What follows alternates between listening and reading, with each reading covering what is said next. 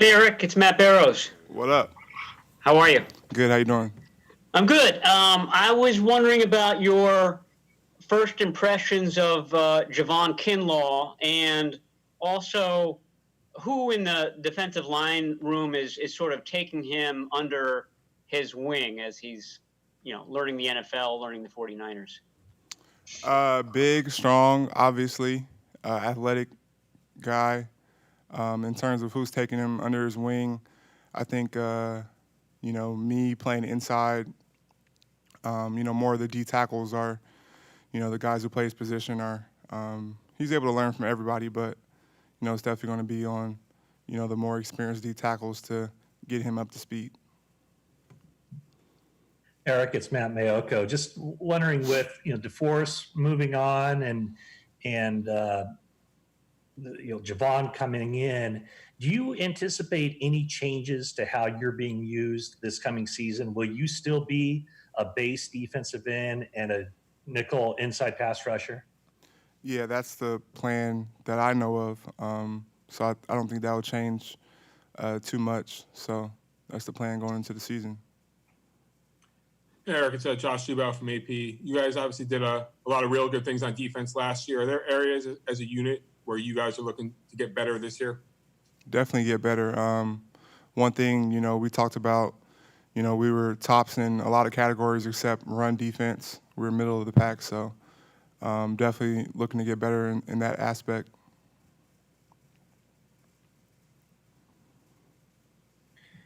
Eric, this is Chris Biederman from the Sacramento Bee. I'm curious if you've been paying attention to the news surrounding the NCAA and whether or not there's going to be a college football season, and if you had thoughts or ideas as to the players trying to come together and maybe form some sort of union to sort of best represent themselves. Yeah, it's a tough situation.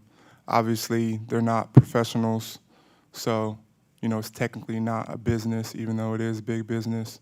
And there's no union or anything like that because it's technically not professional sports.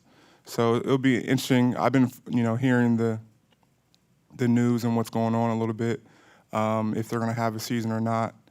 But I think collectively they come together and make the best decision for themselves as players. Would be a good idea. Nick Wagner from ESPN. We talked to Nick Bosa a little bit last week, and he was kind of talking about the various different things he felt like he could do to be better in 2020. What are some of the ways that, from your viewpoint, that you think Nick could be better, and what do you think his ceiling is going into year two? Oh no, I don't like to put ceilings on anybody. I think I'm think very highly of Nick and think he can do anything he wants to. Out there, he's extremely talented, and he works extremely hard. So the sky's the limit for him. I know he'll be more comfortable going into year two than year one with everything, moving at a fast pace. So I'm excited to see what he does. Hey, Eric, it's Tracy Sandler. Kind of piggybacking a little bit on Nick's question. What are some ways that you think you can be better, and what are some goals that you have for this year? Yeah, I can be better in a lot of ways. I do a lot of self-scouting. Definitely want to work on my getting off the ball better. Rushing better at defensive end, and combining that, we continue to rush well from the inside as well. So I'm just becoming a better all-around player, building off of the things I did last year, and taking it to another level.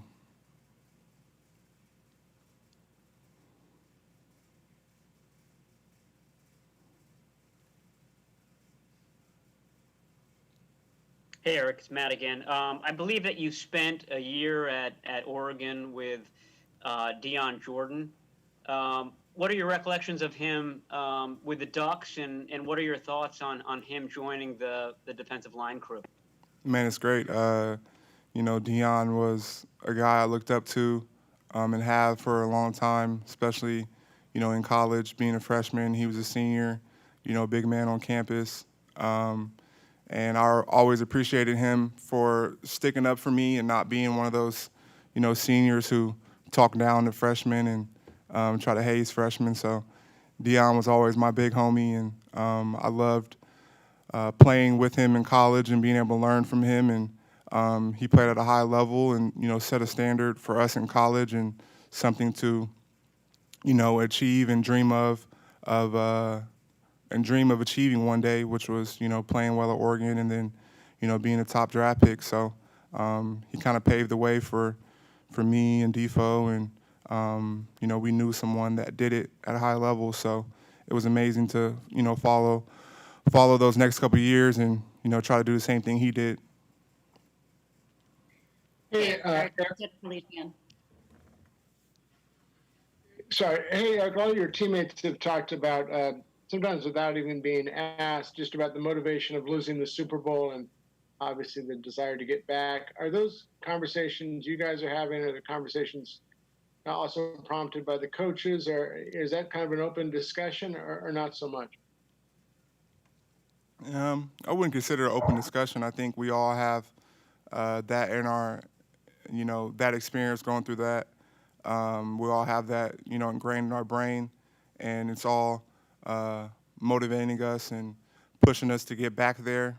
I think we had such an amazing year last year, and we want to continue to get better and move forward. So I know we're all excited to get back to work and try to get back to a Super Bowl and win this time. Hey, Eric, Jennifer Lee Chan. You've become much more outspoken, I think, on social media than you have been in the past regarding social issues. Was there anything in particular that kind of changed and that made you hit that turning point? Not necessarily a turning point. I think as you grow as an adult and as a person, you learn more information. You learn how to better, use your platform and what's your responsibilities. And I think we all mature and grow. And, I'm in a place right now where I try to use my platform to educate people on issues I feel are important and provide, common, everyday, relatable examples to people who follow me and, care about what I say. And so I take that as a responsibility of mine, and I'm going to continue to do that. I think, any platform, big or small, we all have a opportunity to impact the people around us, whether you're reaching 2 people or, hundreds of thousands. So that's a responsibility of mine that I'm going to continue to do. Hey, Eric, Lena Washington, ABC 10 in Sacramento. Just to kind of piggyback off that, I'm curious if there were any kind of changes in your perspective going into the season with everything just kind of leading into this with the social unrest and the pandemic. It seems like you have your mind in a lot of other places outside of football. Is that safe to say going into this year? Yeah, my mindset, of course, early on we didn't know if we were going to have a season, and, we're here now. And, this season, playing and all eyes, of course, are going to be on the NFL. And I think it's a prime opportunity for people to continue to use their voices for change and continue to preach positive messages. So that's what I'm excited to do this season. Eric, what has been the biggest adjustment that you've had to make in this new time as you report to training camp and now you're a couple weeks in? Biggest adjustment is, just it's untraditional. We're all going through it together. You have to, it's a lot of unknown, so you're trying to prepare when you don't know all the variables you're going into. So, it's what we get paid to do is be professionals and make adjustments on the fly. So, it's definitely different and weird, but, I'm enjoying it. I'm enjoying being back with my teammates and, playing the game that I love. All right. Thanks, Eric.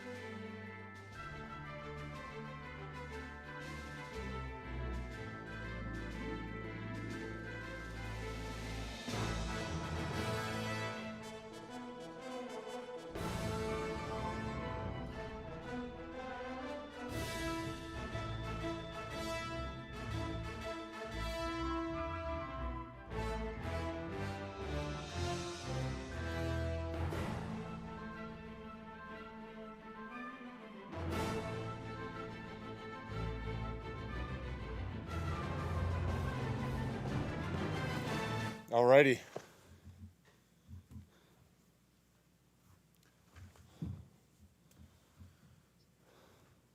Hey, Mike, it's Cam. How are you doing? Hey, Cam. Good. How you doing, man? Good, good. A couple of quick things. Just, I want to know how much versatility is being stressed this camp, knowing that anybody might have to fill in for another guy, and whether even the new guys that have come on the offensive line, they have experience in Shanahan's system. So how simple does that make it? Well, I guess it's never really quite as simple as you want it to be, especially if you don't have an off season to get used to playing next to a couple people. And we got some guys filling in some new spots, but in terms of the understanding of the greater picture of our offense, it's extremely helpful. There's a lot of nuances to it. There's a lot of different techniques that need to be applied in different spots. And it's good to have a background in that to get the ball rolling for us. Versatility is going to be absolutely huge.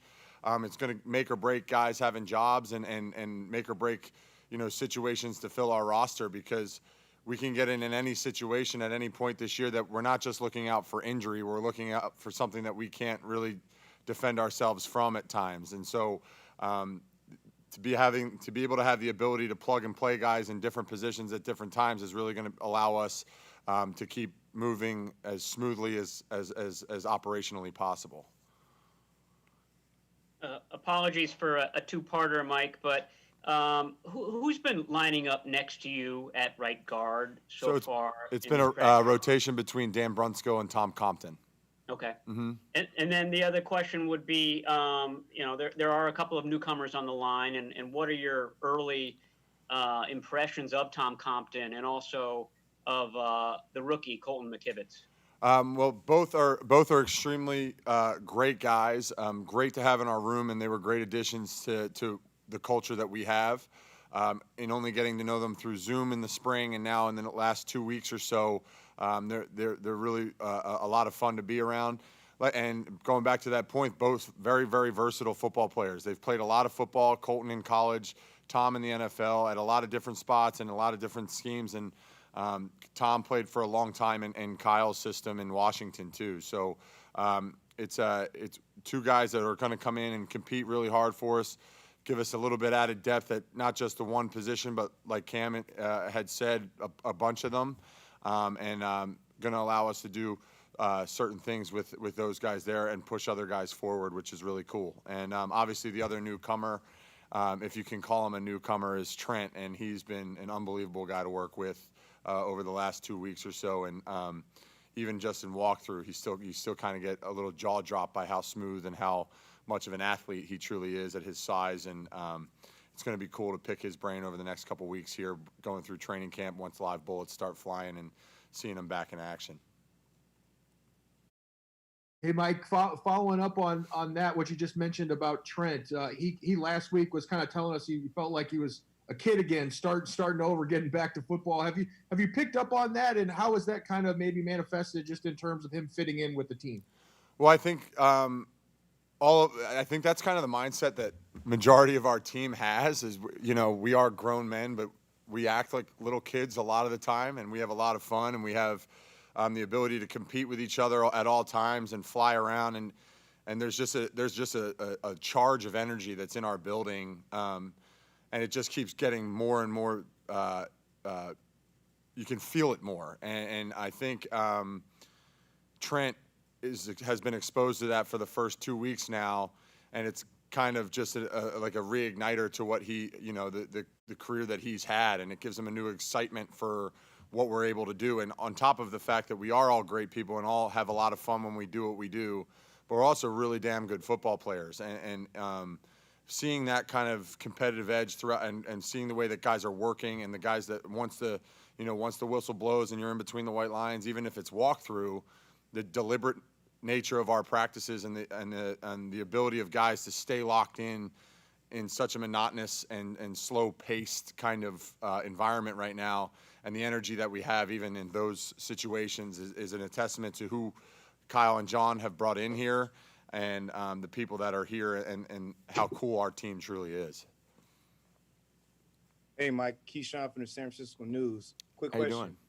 Hey, over last week, Aaron Donald was talking about the face shield, how in the trenches you guys will have like contact every play. Will you be wearing a face shield this year? I haven't tried it out yet. I'm not sure yet. I'm hopefully going to try it out once we put helmets on and stuff like that, and hopefully have all the right airways moving and possible. And us big guys aren't the best with cardiovascular athleticism all the time. So if anything gets inhibits my ability to do that well, I think I'll probably have to say no. But from what it looks like and from what everything, it's a cool opportunity for us and something that gives us a little added protection in the situations that we're in. And really, you just hope that more so than the face shield, you just hope guys are really pros about everything that's going on this season, because it's not just it's not just your teammates and your teammates' families. It's once you start playing games, you're affecting the entire league at that point. And so hopefully everybody can have, the discipline and control and the accountability to one another, that we can make this thing move as smoothly as possible, especially in the trenches when we are up close and personal. Mike, this is Chris Biederman from the Sacramento Bee. Last year, as the season went on, it seemed like you guys incorporated some power running schemes into the offense. I'm wondering if that stuff started to get installed maybe around training camp, and if because of these new circumstances, because of the pandemic, if it's more difficult to install wrinkles like that this summer.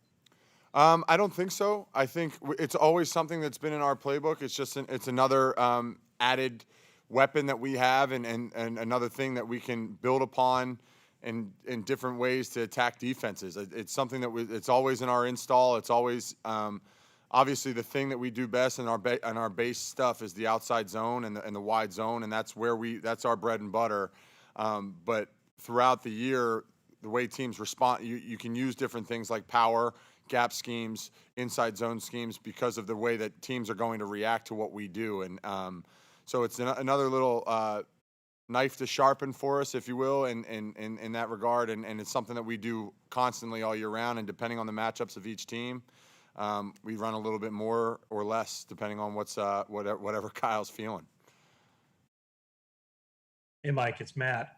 When you look back, do a self-scout of the 2019 season for you, what did you see and what areas were your focus in this off season? And you look around at that NFL top 100, a lot of your teammates are on that, and I realize a lot of that is perception and how you're viewed, and obviously reality too. But what do you think you have to do to emerge on a list like that from a league-wide perspective?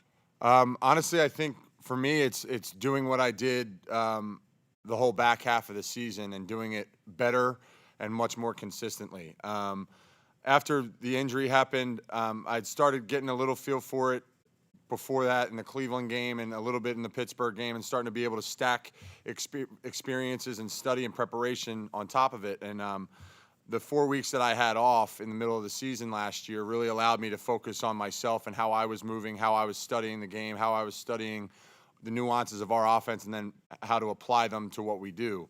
I think for me, the player that I was in the back half of last season is a completely different player than the one that started it.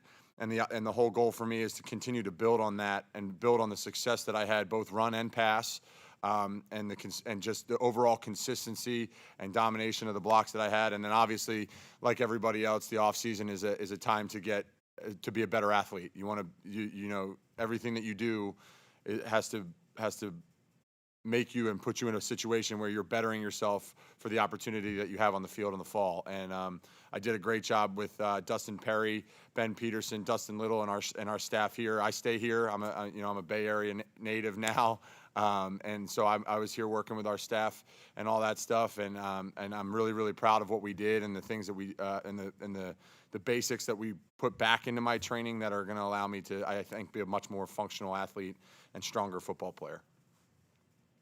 Hey, Mike, you made reference to this, but just wondering, baseball has had a few outbreaks, and I think in some cases been traced to guys, going out or being where they're not supposed to be, or, being among groups or whatever.